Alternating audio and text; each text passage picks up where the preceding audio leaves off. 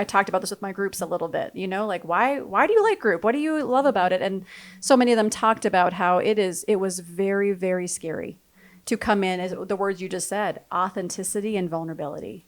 And yet what they have seen in terms of, oh my goodness, like what comes out of that when I can show up, no covers, no masks, no pretending, I get to be where I am. And yet even from that, there's a catalyst for wise women helping wise women become wise women. Mm-hmm. We really do this together.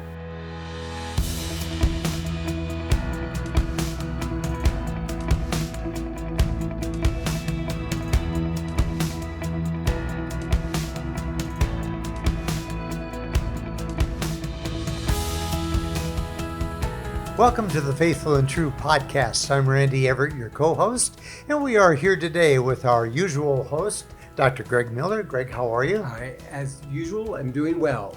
That you are consistent. we have once again reached into the talent pool here at Faithful and True, and we have been able to convince Elizabeth Hardesty, who is in charge of our women's groups. She's a world-class counselor. She and her husband Chris counsel couples as well as she couples women individuals, and we're just thrilled to have you with us Thank today. you. Good to be here. Yes. And for those of you who listen regularly, we did have a podcast specifically with Chris talking about the importance of groups. And we also wanted to highlight the need that we believe women have for community also. Mm-hmm. That a lot of times the belief can be, well, this is my husband's issue. He's the one that needs the support. And we just want to really take some time to identify why groups are important specifically for women. And just because of what we do here at Faithful and True, when we talk about women's groups, we're talking about women who are in relationship with a man who struggles with sexual addiction. Mm-hmm. And in some way have been betrayed by that. Yep, that's right. That's right. And I remember even in my own story, coming here for one of my first sessions with Susie, one of our therapists here on staff, and she mentioned to me the idea down the road a little bit of getting involved in a support group for myself. And I remember being a little fearful of that. Like, is that, like you said, is that something I really need? Is that really necessary? Why would I be the one who needs to get in a group? And yet at the same time, I think a big reason for me that I got going in a group was I was very isolated. I didn't have a lot of people who would understand. Right. Would you say that there are women who, when they're encouraged to get, like in the case we're talking about professionally led groups, they think, well, I don't really need that. I've got my family I talk to, or I talk to my friends about this, or so they kind of tell themselves they have enough community, and they don't understand kind of the significance of having some women outside of their circle to help them navigate that. Yeah, I think that's very true, where they think, well, maybe I do have enough. I've got a sister, I've got a couple friends, but what we often find is maybe those are people that there definitely benefits to having those relationships, but they may not be able to fully understand or have the same journey where they can say, you know what, I really get it. I really understand what you're going through, because to some extent I'm going through the same thing. Mm-hmm. You don't have to be alone in it. And I know for me that was one thing as well, was coming here to Faithful and True, where there was a community that was there was a safety in the confidentiality that was created around that. Like, I really got to come and show up and be right where I was, and to know that that group was going to be a safe space to hold that for me with women who understood. Yeah. I think one thing I've heard Deb and Beth and others say, that if my only confidences are with my friends or my family, what can be true is because they love me and care for me, they're going to want to offer suggestions or encourage me to do that thing that will appear to end the pain the quickest. Mm-hmm. And they also, if they are in relationship with the husband, have been betrayed by him. And I think sometimes that makes their support a little bit more complicated, because whether they say it out loud, they may have another agenda that they're bringing to their support. Mm-hmm.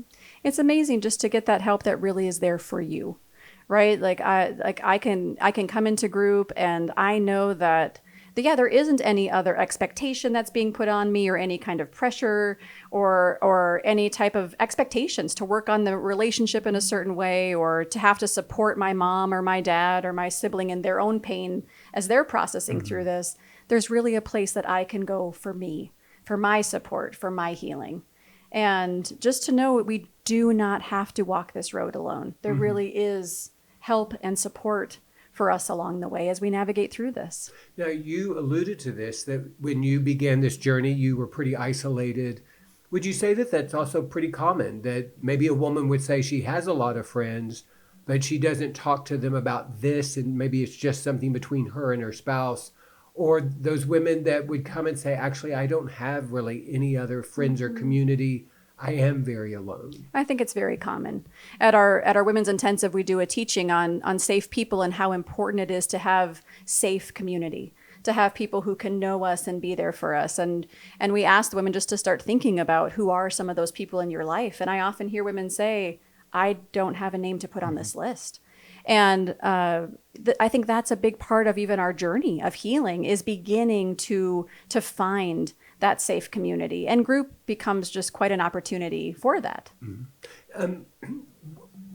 What would you say for women is the role of shame in maybe being hesitant to move towards community? You know, we often talk to the men about the fact that their shame can get triggered in this because they're the ones that are responsible for the choices. But what we also hear is that many spouses also feel shame, even though they're not responsible for the behavior. I think that shame can show up in all kinds of ways for the women that I work with, and myself included. I remember that being a big part of the isolation. All kinds of beliefs that can come up. Nobody will understand. People aren't going to understand why I'm staying or why I have stayed, or I'm the only one who's going through something like this. Just that fear of being known, that fear of vulnerability, right? And yet it's that silent suffering. It really costs us. Mm-hmm. You know, I know that for some women, there can be this belief of, I'm such an idiot, or I'm so stupid, whatever that language might be, because I didn't see this or I didn't know about it. And I think one of the things that community does is helps shed that shame. That's one of the things that we talked about with Chris, is when we talk about communities, we don't talk about them as being optional. If you're going to recover, if you're going to be transformed, it's going to be in the context of community, whether it's a professionally led group or a peer-led group, because it's in that community where we're able to shed our shame and also experience grace. And ironically, the thing that keeps us from going to group is the thing that we need group for. That's exactly right. You're right. We talk a lot around here about really finding yourself again, because so many women, they come to me and they feel like they along the way have really lost themselves. They don't know who they are. Maybe through the pain of all this, they have taken on some of that shame. It must be because I'm not enough. It must be because there's something wrong with me. And maybe other injuries even on top of what's happened in their marriage, where there has been a lot of shame. And group is such an incredible place to really begin to find ourselves again. One of my women just recently told me, like, group is where I found myself.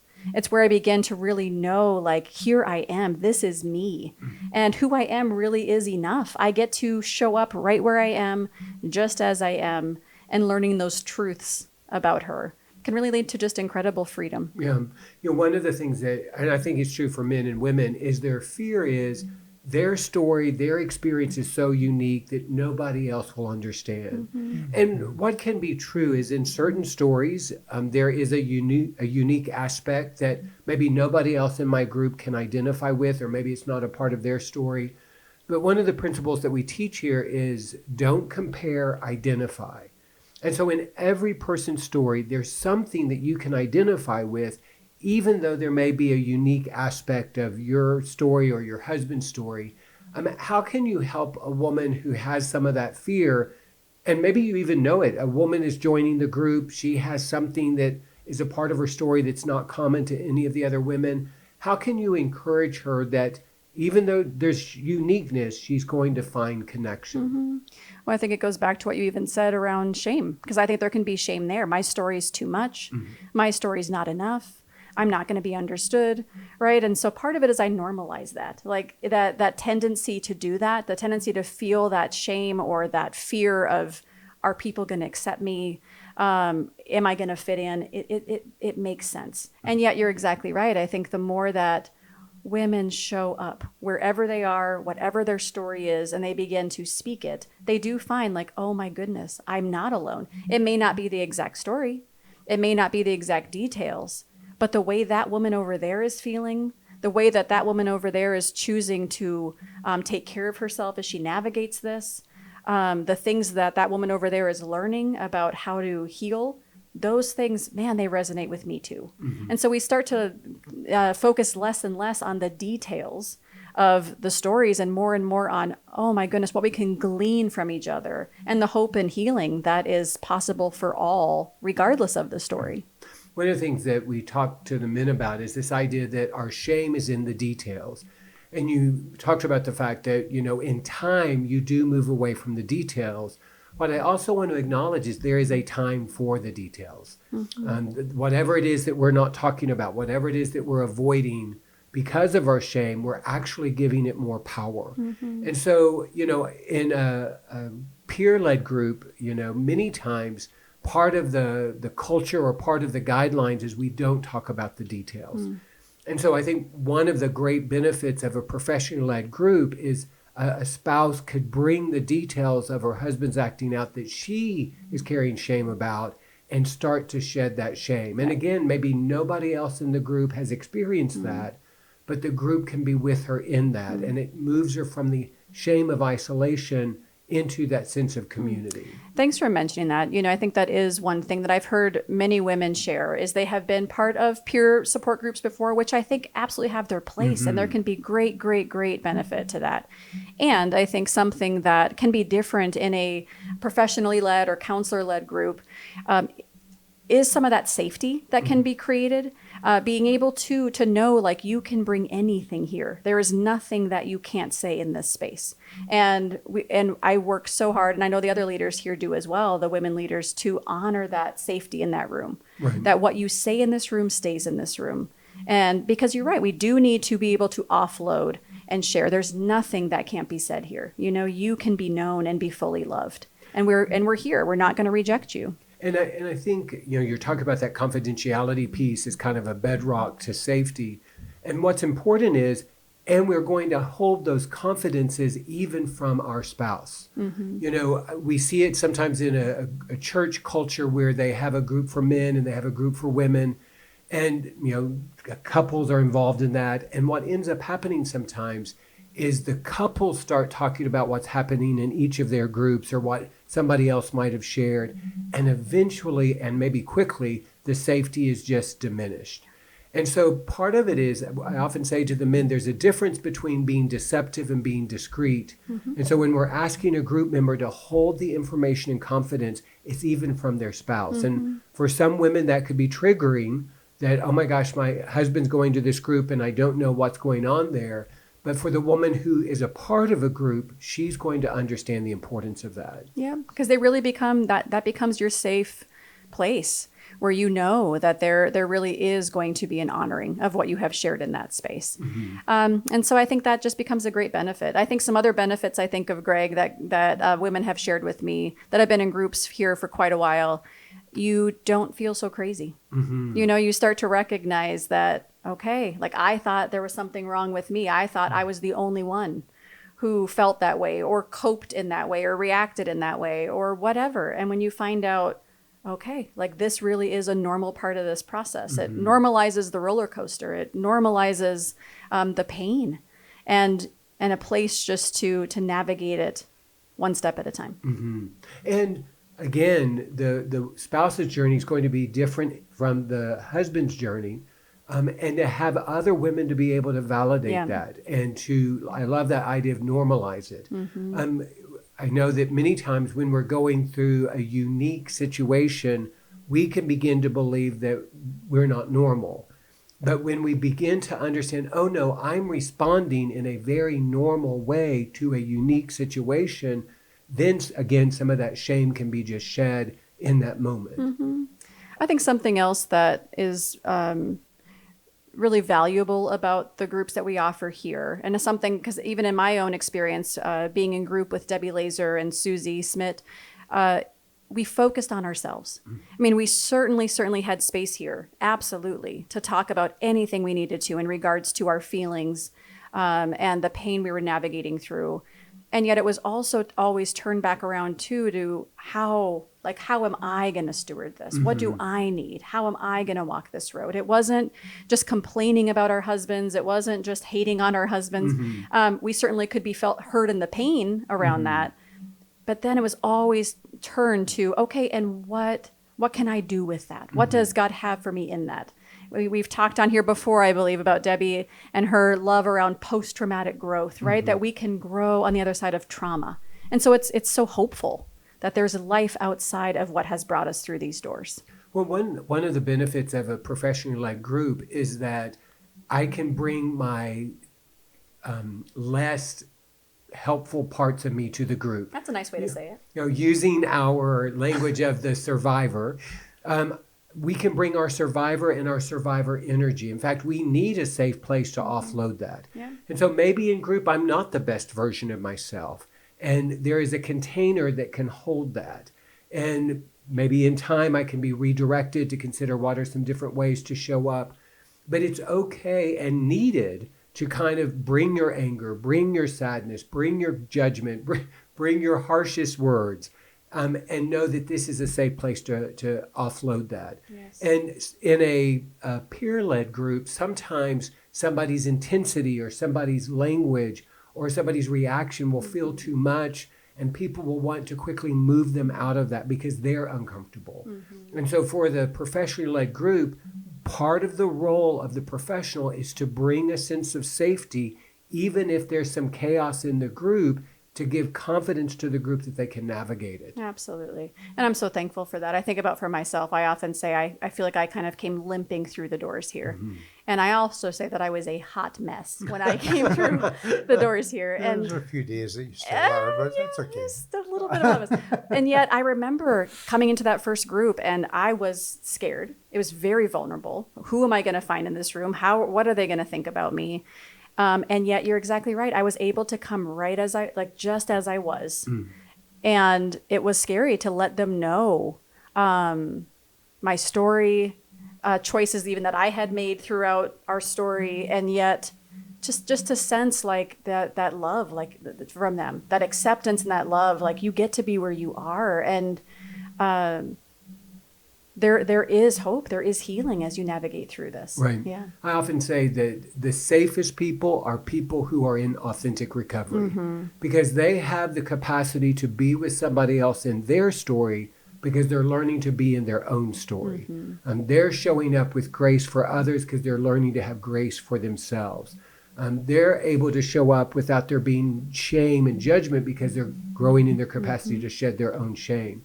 And so I think that the benefit is when you do show up as a hot mess, and that is part of the invitation for group, show up as a hot mess, there's a safe container there as you try to figure out how do I want to move forward and who do I want to be.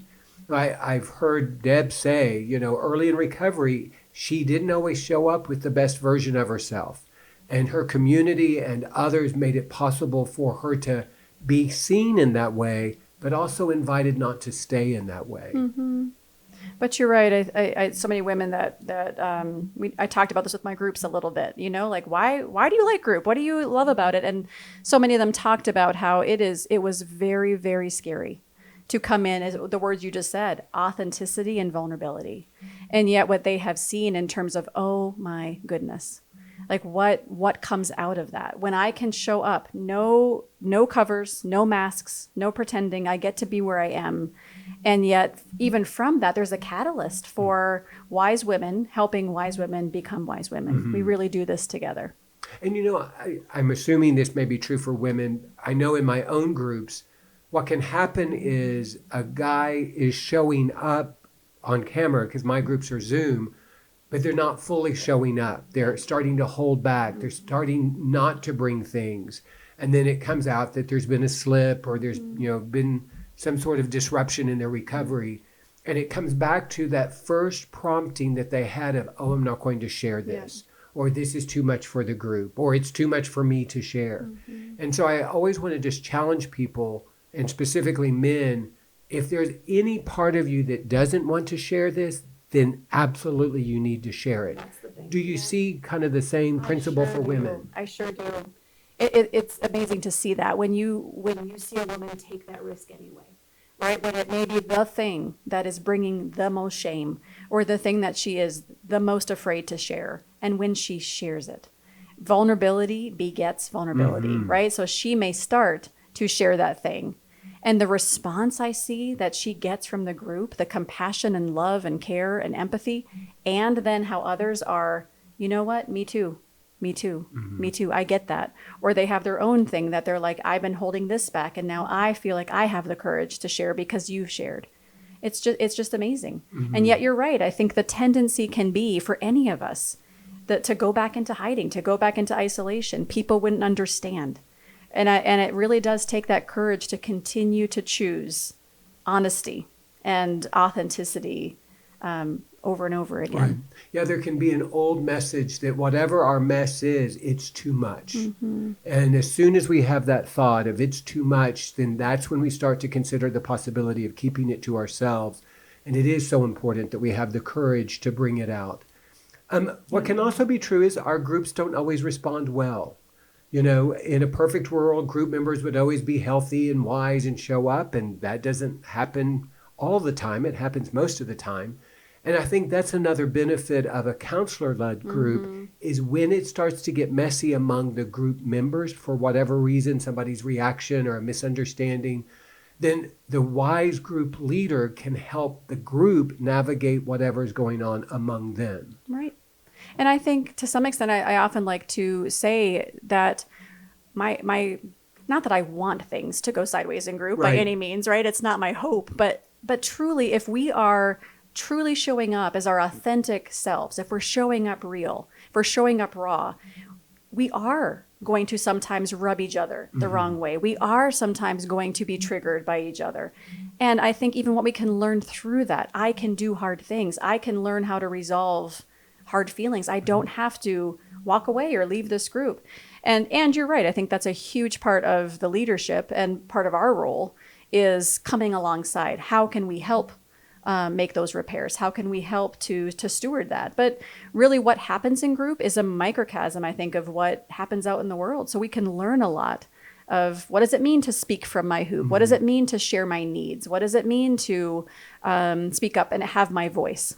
Yeah, and even how do I want to respond when I've been disappointed by the group or the reaction? You know, for many people, one of the things that can be exposed in group is there is a pattern of if I'm hurt by you, then I walk away. Yeah.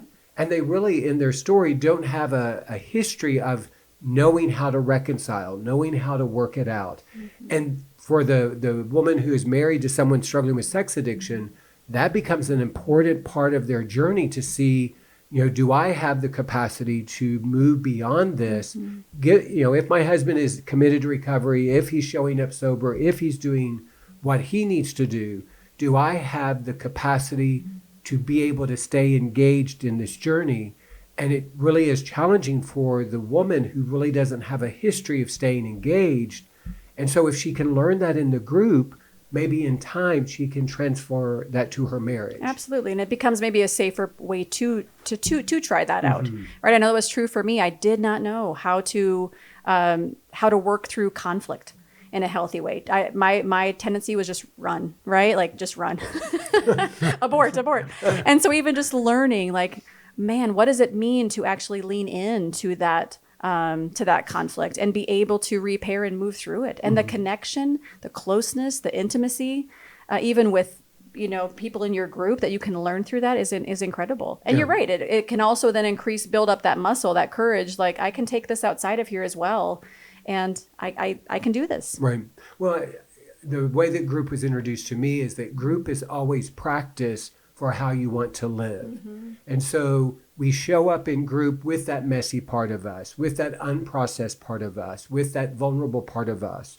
And when we do that in group and we do it over and over again, then ideally we begin to live that way outside of group. Yeah. But group is a safe container that lets us practice. I use the image of it's kind of like if you're the trapeze artist, you want that safety net as you're learning a new skill or a new trick, and group is that safety net. So I'm going to practice these new things before I take them out to the world. But that safety net allows me to do it with more confidence. Right. I was talking in one of my groups yesterday about that. We were talking around the topic of finding your voice and showing up scared in hard conversations outside of here with people that they were having some conflicts with.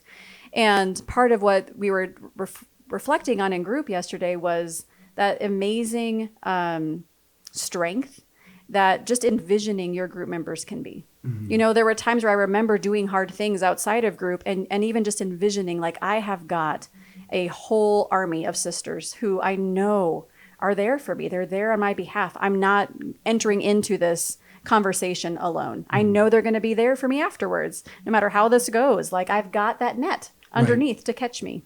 One thing I would want to just highlight is, I know this is true for our men's group, I know it's true for our women's group, is to be a part of a group doesn't mean that your marriage has survived. No.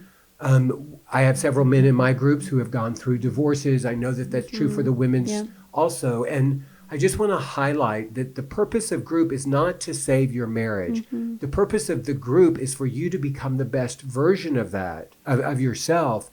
And what we know is your best chance of healing your marriage, if that's what you want, is to be the better version of you. Mm-hmm. But we also have examples where that just doesn't happen for someone. Mm-hmm. And I see it as just a mark of maturity when a guy, or in this case, a woman's marriage doesn't make it and she chooses to stay in group because she sees the benefit it's having for her comprehensively. Mm-hmm. This isn't just about how I do my marriage. This is about how I show up as an employee. This is how I do parenting. This is how I am a son or a daughter. And all of that transformative work can occur as I really bring all parts of who I am into the group experience. It's incredible to see that. And I have been able to witness that throughout my group. Back to that quote we say often, wise women help wise women become wise women, and becoming wise women regardless of. It's not dependent on the status of the relationship at the end of that. Like, you truly can be a wise woman who is proud of the way that you have shown up, love who you are, believe there is hope for you and life for you and growth for you, post-traumatic growth outside of this. And I've had so many women who have witnessed someone choose and walk down that path of divorce and have been just in awe of how they have seen the health and the wisdom and the clarity and the strength and the self-love as she's made those choices. And so that really can be an incredible thing. Yeah. We're coming to the end, and so I want to just provide an opportunity for you to kind of do some information about, for a woman that might be listening that would maybe want to be a part of one of the groups here at Faithful and True. Yeah. And one of the things that Chris and I talked about in our podcast was that in order to be a part of one of the men's groups, you have to have gone through the men's workshop. So what are some of the expectations that we have for women to participate in one of our women's groups? Yeah, great. So for us as well, one of our expectations is that a woman has gone through the Women's Journey Workshop. We offer that 4 times a year. Our next one is coming up in July. And then again after that in October, I believe it is. And so that is one of our prerequisites, is that she has been to that. It really gives a common language. It gives a foundation. It just really helps her to have some stability underneath her feet to be able to enter into that. So that is the prerequisite. And then we also want her to be involved in some type of ongoing individual therapy. Doesn't have to necessarily be in Faithful and True, but we just believe that group in and of itself will not be enough. It is a huge piece of it, we believe, having that support and community. And there are times where she may need to go deeper in some areas and have that additional support. Right. Yeah. And, one of the images I like of group is it's kind of like the whitewater guide, where you're in the raft, everybody's going down the river together, but you have this guide who has an additional skill set, understands the river, understands some of the rapids that are coming, and works with the participants to make it down the river. That's right. And I think that there's a safety that comes knowing, okay, this other person is bringing a skill set that I don't have, that I'm going to be called upon to participate. This isn't just a passive river cruise. I have to participate in my own journey, but there is a safety that comes when the guide is behind us. I love that. And there's a way through this, right? Yes, there is a ride way. the rapids. Yeah. Thanks for leaving me a minute to close this up. Elizabeth, thank you so much for Thank joining us today. Great conversation with Greg here about the women's groups. And we invite you to visit our website, faithfulandtrue.com, where you'll find lots of resources, lots of information. There's online information and registration for any of our men's or women's intensive workshops, as well as the information about the two various couples workshops that we offer a couple of times a year. So until we join you again, we hope that this coming week for you will be a week that's filled with many blessings and with great vision.